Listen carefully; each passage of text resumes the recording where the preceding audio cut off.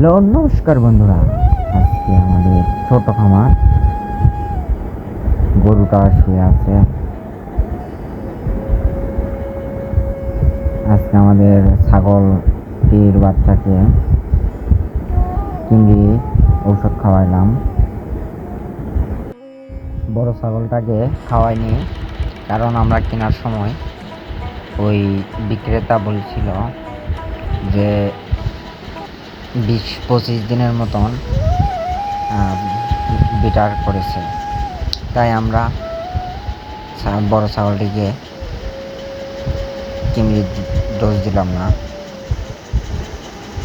তো আশা করি ভিডিওটা ভালো লাগবে, লাইক সাবস্ক্রাইব ফলো করবেন